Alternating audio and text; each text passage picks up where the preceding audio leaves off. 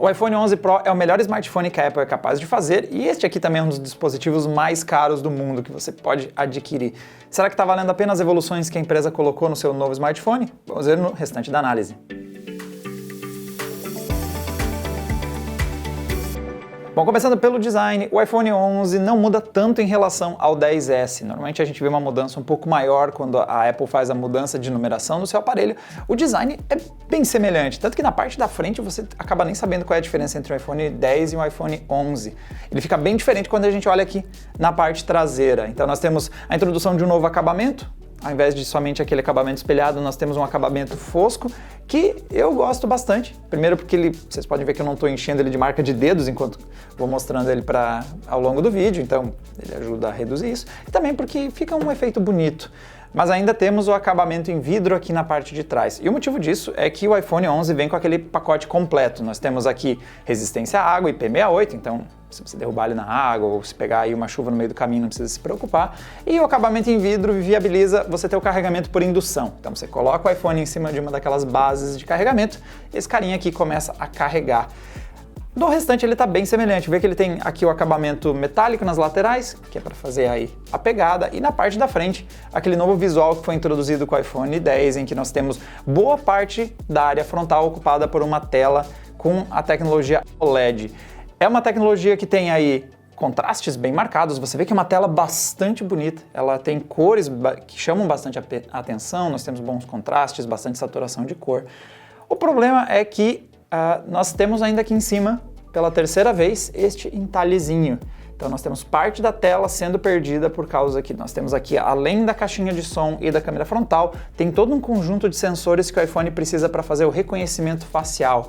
Então o Apple ID ainda tem como base no aparelho da Apple o reconhecimento da face da pessoa, e vocês podem ver, não tem sensor digital embaixo da tela ou aqui atrás, ele não faz a leitura mais da digital, a Apple aposta 100% no reconhecimento do seu rosto. O problema é que esse entalhezinho aqui, ele acaba fazendo você perder parte da tela, em alguns momentos chama muita atenção, como em games ou em vídeos. Essa barrinha preta é meio chata, se você tenta pôr a imagem para tomar toda a tela, ela fica ali aparecendo. E isso fica um pouco mais complicado porque a gente já vê o mundo Android achando soluções. Então nós temos aparelhos que têm telas retráteis, tem aparelhos até que tem câmeras flip, que a câmera traseira é a câmera frontal. Nós temos no mundo, por exemplo, Galaxy, a Samsung vem apostando em fazer um furinho cada vez menor para a câmera frontal, ela tá aqui, mas quase não é perceptível. Enquanto isso, a Apple ainda usa esse entalhe bastante grande na frente. Com o tempo você vai usando, ele acaba não incomodando, mas se você tem que se acostumar, é um problema de design. Falando agora da parte de performance, a Apple sempre equipa o seu topo de linha com um chip mais poderoso e agora foi a vez do Apple A13 Bionic. É o que vocês devem estar imaginando de um iPhone topo de linha. Ele é muito, muito rápido. Então, tudo que a gente testou ao longo do nosso período de testes, as respostas foram instantâneas, não tivemos problemas de travamento, todos os games rodaram em qualidade máxima. Então, este é o aparelho para quem quer altíssima performance. Então mesmo quando a gente está abrindo aqueles aplicativos de edição de vídeo, aplicando efeitos, inclusive isso impacta até mesmo em algumas funcionalidades básicas do sistema, agora você consegue aplicar filtros em vídeos, porque ele tem poder de processamento para fazer essas edições, ele tem um chip com performance suficiente para isso. Então se você quer altíssima performance, esse cara tem a melhor performance disponível do mercado. Mas ao mesmo tempo, se você está olhando um iPhone 10, um iPhone 10S, para o dia a dia você acaba nem sentindo o impacto dessa altíssima performance. Você chega a um patamar tão alto de desempenho que, para o uso cotidiano, acaba não fazendo tanta diferença assim. O iPhone 11 Pro ele vem em dois tamanhos, então este cara aqui é a versão mais compacta e nós temos também a versão Max. E a diferença entre eles é basicamente o tamanho de tela e o tamanho da bateria. O iPhone 11 Pro Max ele tem uma bateria maior, aproveitando o porte maior do aparelho. Este que está na minha mão aqui é o 11 Pro e é o cara que eu recomendo para quem quer um smartphone mais ágil. Então você percebe como ele é fácil de ser manuseado com só uma mão, você consegue navegar pelas interfaces sem dificuldades. Enquanto que o 11 Pro Max é um cara que eu direciono, acho que o ideal é caso você ou consome muito vídeo e muitos games, então você tem uma tela maior, é bem-vindo, ou se você quer ter uma bateria um pouquinho maior, mas no geral a experiência entre os dois é bem semelhante. A única coisa que nos chamou a atenção ao longo dos nossos testes é que em longas sessões de gameplay foi perceptível um aquecimento do 11 Pro. Então não chegou a impactar, a performance se manteve ali em alto desempenho, mas mesmo usando a capinha que a gente usou ao longo dos testes, e que imagino que é como a maior parte dos usuários vão usar um aparelho caro desses, era perceptível o aquecimento mesmo através da capinha. Então não chegou ao nível de ser desconfortável de jogar, mas era perceptível que o aparelho estava esquentando na mão. A principal mudança do visual do iPhone é o resultado desta câmerazinha adicional. Então a versão 10S tinha duas câmeras, com o 11 Pro a gente passa a seguir aquela tendência forte de mercado que já vem dominando os Androids faz mais ou menos um ano, que é a terceira câmera. Então nós temos aqui a grande angular, aquela câmera tradicional que todos os smartphones têm há bastante tempo. Nós temos uma ultra grande angular, que aumenta bastante o campo de visão, então você passa a pegar mais elementos da cena que estão na lateral e tem leve distorções na borda natural dessa lente. E por fim, uma telefoto, que também já estava presente nos iPhones, que tem aproximação de 2 vezes. E dá esse visualzinho, que todo mundo gosta de brincar, que é o visual cooktop 3 bocas. E a combinação das 3 câmeras dá bastante versatilidade. Então, se você quer, por exemplo, você consegue aproximar um objeto que está um pouco longe, você consegue captar mais de uma cena. Se a câmera grande angular não é o bastante, você consegue usar a ultra grande angular. E uma das coisas que eu mais gostei no iPhone é que ele é o aparelho que melhor equilibra essas 3 lentes. Então, em muitos aparelhos que a gente testa, a gente tem uma experiência que varia de uma para outra. Então, principalmente os aparelhos mais de entrada, a grande angular, a câmera principal tem bons resultados de cor, mas aí a ultra grande angular já não tem a mesma saturação de cor, ou a zoom já não tem o mesmo nível de qualidade. O iPhone 11 Pro é o melhor aparelho que a gente testou no sentido de toda a experiência é bastante coesa, bastante coerente. Então você não tem, por exemplo, muitas diferenças na saturação das cores, no equilíbrio do branco. Todas as fotos que nós fizemos com as 3 câmeras entregaram resultados bastante consistentes e bem interessantes. A telefoto e a ultra-wide, a ultra grande angular, elas ainda captam menos luz que a câmera principal, então em cenas mais escuras a gente recomenda você continuar usando somente a câmera principal, porque ela é melhor, ela capta mais luz, mas tirando alguma situação mais extrema, em geral você pode usar qualquer uma das 3 e as 3 vão entregar um bom resultado, você consegue escolher entre elas sem ter que ficar pensando qual delas tem maior abertura, qual delas vai se dar melhor com a quantidade de luz disponível. Um foco importante do iPhone é o uso intensivo de HDR. Então, quando você compara as fotos feitas por um carinha desses versus praticamente todos os aparelhos Android, você vai perceber que a Apple investe pesado no equilíbrio dos pontos mais escuros, dos pontos mais claros e tenta trazer uma imagem mais equilibrada. Isso é muito bonito em várias situações, então tem várias fotos que ficam excelentes no iPhone. Os modos retrato talvez sejam um dos grandes destaques dele, mas você consegue ver toda a cena a um equilíbrio, você consegue ver desde as partes mais escuras até as partes mais claras. O pós-processamento entrega um resultado muito bom. Enquanto que a linha Android, a maior parte dos aparelhos Android tem apostado em saturação e contrastes mais elevados. Então, é difícil dizer quem que é melhor ou quem que é o certo, já que dependendo de foto para foto e de gosto de uma pessoa para outra, você pode achar melhor as cores estouradas e os contrastes mais altos de Android.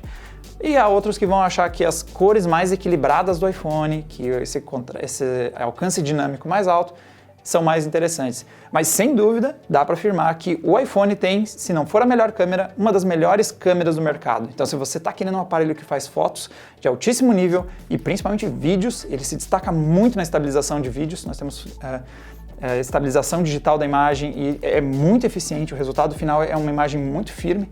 Então, sem dúvida, se você quer um aparelho para gerar fotos e vídeos, este aqui é uma das melhores experiências que você vai conseguir que existe hoje no mercado.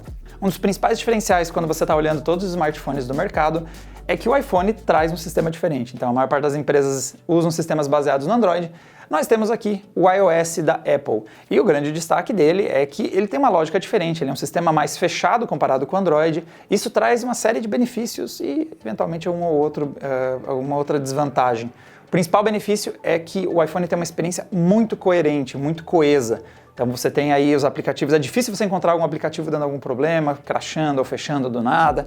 Então ele tem como um todo um funcionamento muito liso e muitos dos aplicativos inclusive acabam tendo até um pouquinho mais de funcionalidades comparado com a versão Android. Porque justamente nós temos uma quantidade menor de dispositivos, nós temos aí uma variação menor de software e hardware e muitas das desenvolvedoras de apps acabam criando as suas versões mais coerentes e com mais funcionalidades para o dispositivo da Apple, por conta dessa facilidade para o desenvolvimento.